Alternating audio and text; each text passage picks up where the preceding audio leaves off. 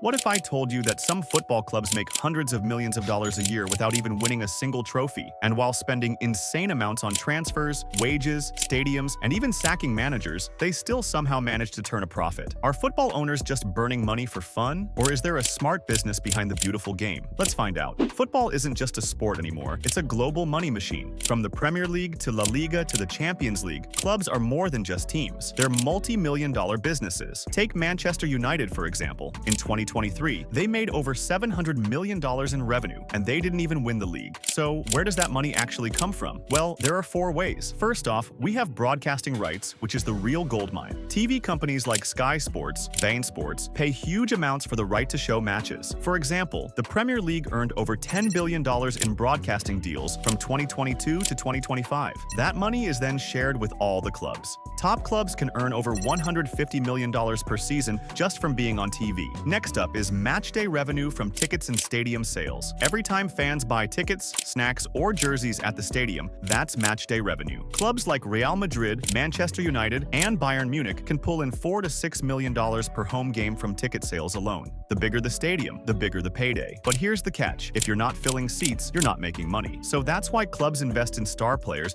not just to win, but to bring in the crowds. Next, we have commercial revenue from sponsorships and merch. You know those brand names you see on shirts, stadium walls, and interview backdrops? That's sponsorship money, and it's huge. Brands like Emirates, Nike, Adidas, Coca-Cola, and EA pay clubs millions every year to put their logos where the fans will see them. And for the biggest clubs, these sponsorship deals are worth hundreds of millions on their own. Teams also make money by selling jerseys, scarves, even mugs. For example, in 2023, PSG made $80 million in jersey sales after signing Messi. Not just football, that's smart business. The last way is prize money. Winning isn't just about glory, it's about getting paid too. Domestic leagues, European competitions like the Champions League, and even FIFA World Cups come with serious prize pools. For example, winning the UEFA Champions League can earn a club over $100 million in prize money and performance bonuses. Even just qualifying can change a club's entire budget. But here is the catch. Clubs don't keep all of the money they generate, they also spend a lot. Big clubs spend hundreds of millions on player salaries, transfers, stadium maintenance, managers and staff, training facilities, and youth academies. Let's take a look one by one. Top footballers earn crazy amounts. Some make over $1 million per week. Multiply that by a full squad, and you're looking at hundreds of millions a year just in salaries. For example, in 2023, Cristiano Ronaldo made around $200 million.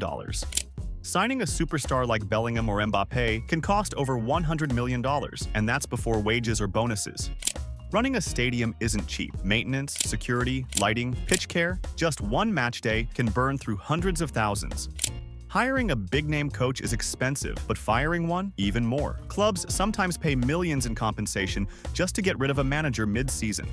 Clubs invest heavily in future talent. That means high-tech gyms, scouting systems, and full-time coaching staff, all of which cost money. So basically, some clubs are profitable. Others rely on billionaire owners just to stay afloat. But why do billionaires even buy football clubs? Why would anyone pour money into a club that might not even win a trophy? Well, here's why. Owning a club puts your name and brand in front of millions worldwide. It boosts your business image and influence, especially if the club does well. A club's value can grow over time. Chelsea was bought for $300 million in 2003 and sold for $5.2 billion in 2022. So even if they lose money now, many owners are playing the long game. But how do smaller teams even compete and make money? Well, while big clubs are global brands, small clubs have to be creative to survive. Some clubs rely on local sponsorships, loan players out, and get salary contributions, or strong community support. For example, Benfica bought Enzo Fernandez for around $12 million and sold him to Chelsea for over $120 million just months later. That's a $100 million plus profit from just one player.